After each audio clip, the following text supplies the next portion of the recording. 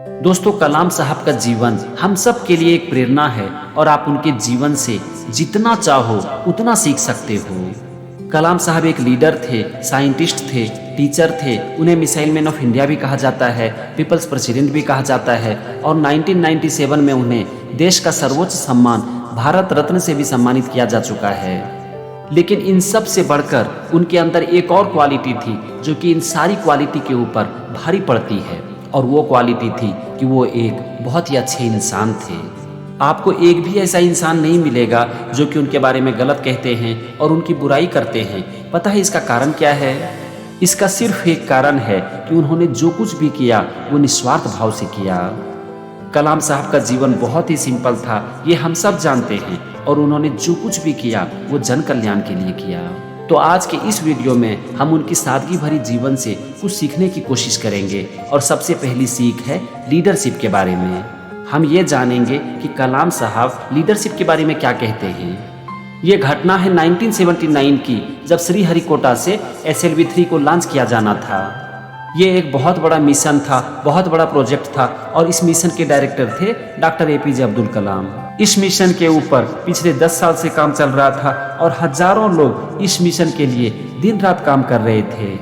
10 साल तक लगातार दिन रात काम करने के बाद फाइनली वो दिन आ गया 10 अगस्त 1979, जब श्रीहरिकोटा से SLV-3 को लॉन्च किया जाना था। मिशन को अंजाम देने के लिए कलाम साहब श्रीहरिकोटा पहुंच गए और फाइनली वो दिन भी आ गया, वो समय भी आ गया जबकि SLV-3 को लॉन्च किया जाना था।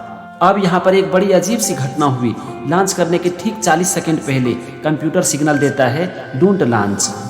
अब चूंकि कलाम साहब मिशन के डायरेक्टर थे, प्रोजेक्ट के डायरेक्टर थे, तो उन्हें डिसीजन लेना था कि कंप्यूटर के सिग्नल को बाईपास करके सैटेलाइट को लॉन्च कर दिया जाए या फिर मिशन को रोक दिया जाए।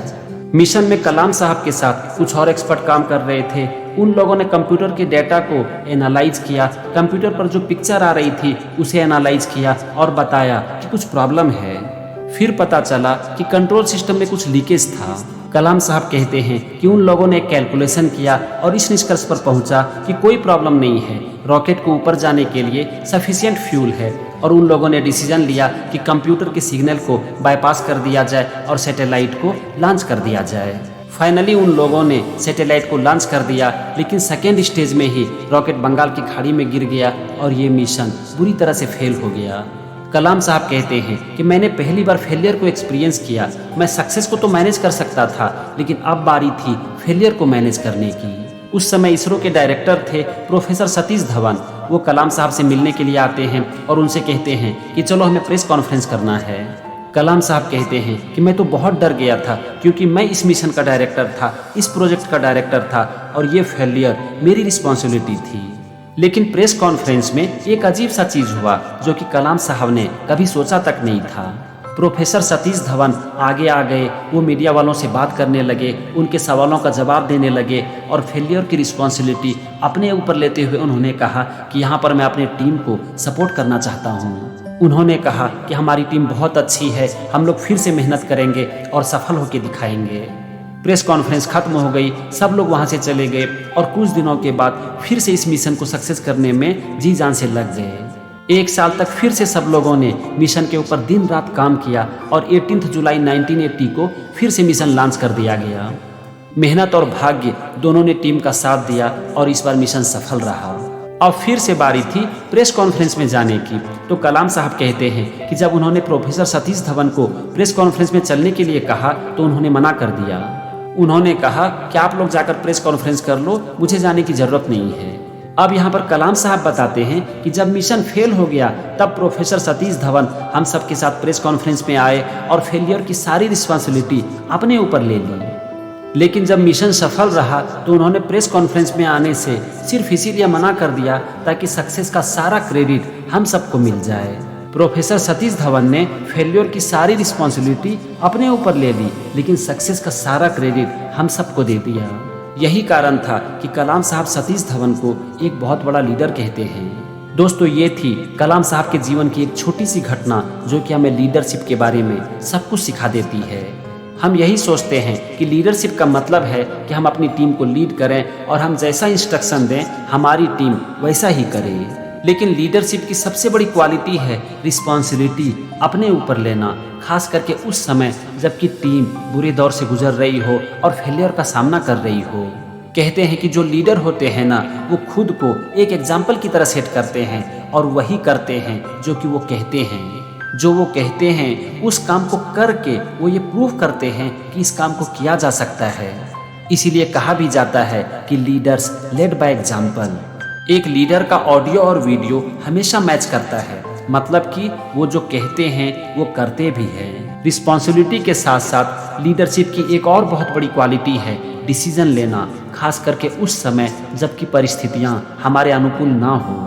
दोस्तों, अगर आप अपने डिसीजन को सक्सेस और फेलियर से जोड़कर देखोगे ना, तो आप जीवन में कभी भी डिसीजन नहीं ले पाओगे, क्योंकि सक्सेस और फेलियर एक इंसान की अधिकार सीमा से बाहर है।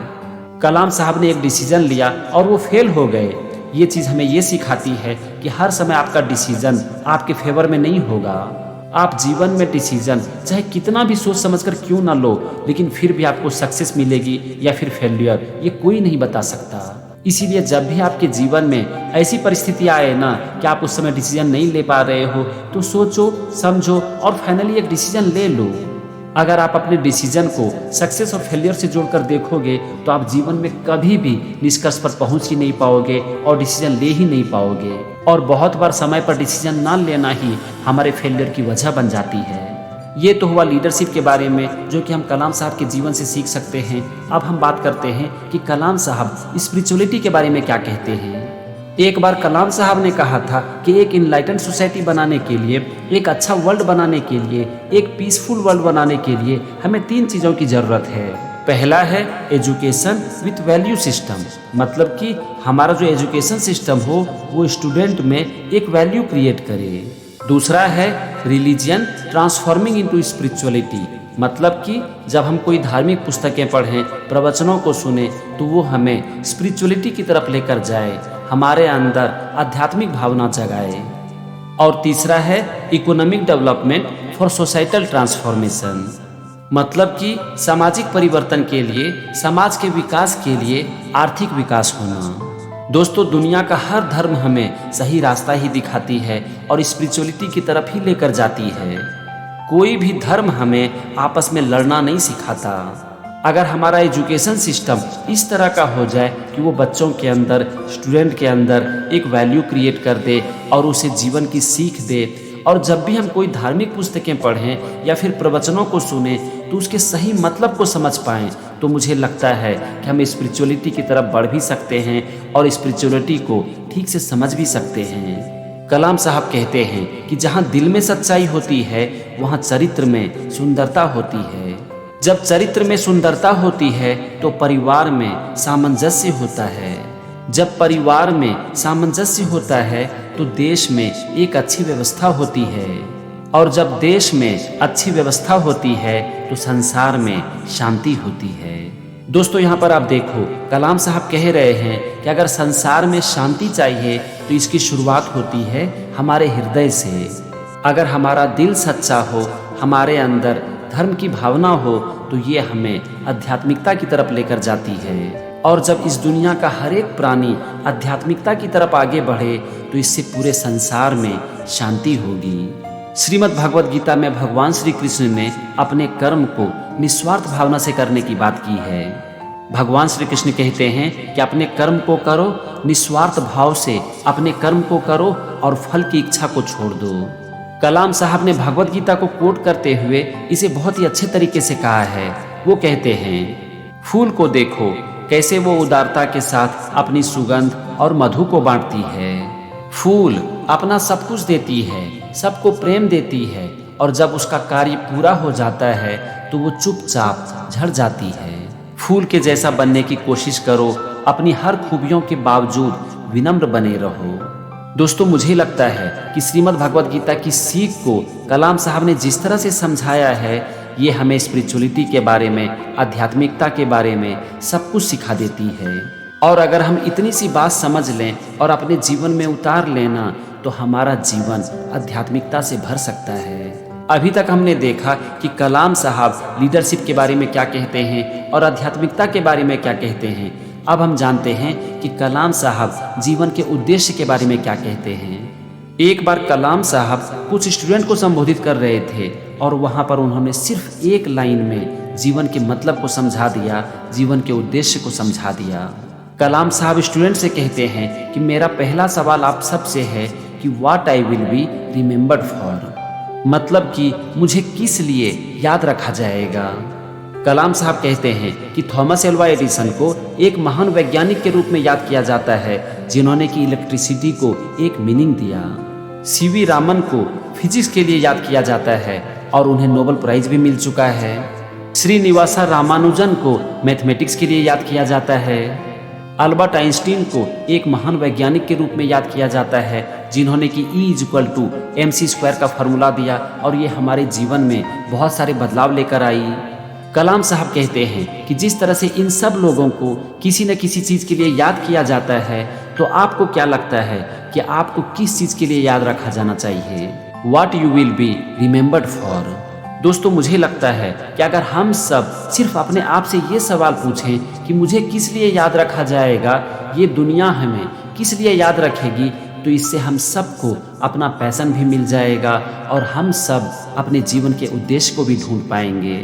और पता है कि हमारे जीवन का सबसे बड़ा उद्देश्य क्या है? हमारे जीवन का सबसे बड़ा उद्देश्य है अपने जीवन के उद्देश्य को ढूंढना। तो आज से आप रोज से खुद ये सवाल पूछो और फिर आप देखोगे कि एक दिन आपको आपके जीवन का उद्देश्य मिल जाएगा।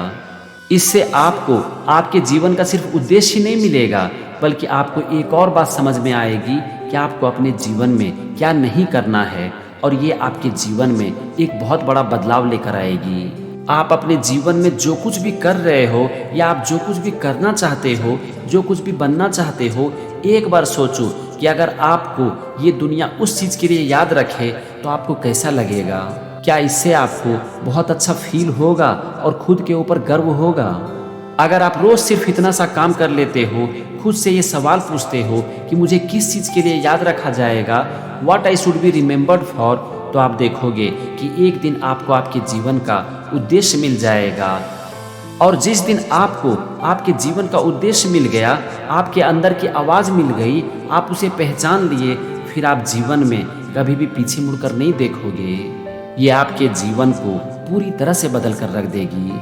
तो फ्रेंड्स, आज हमने कलाम साहब से सीखा लीडरशिप के बारे में, स्पिरिचुअलिटी के बारे में और पर्पस ऑफ लाइफ के बारे में। तो आपने जो कुछ भी सीखा उसे अपने जीवन में उतारने की कोशिश करो और फिर आप देखोगे कि आप एक दिन वो इंसान बन जाओगे जिसके लिए आपने इस धरती पर अवतार लिया है। तो आज के वीडियो में बस इतना ही।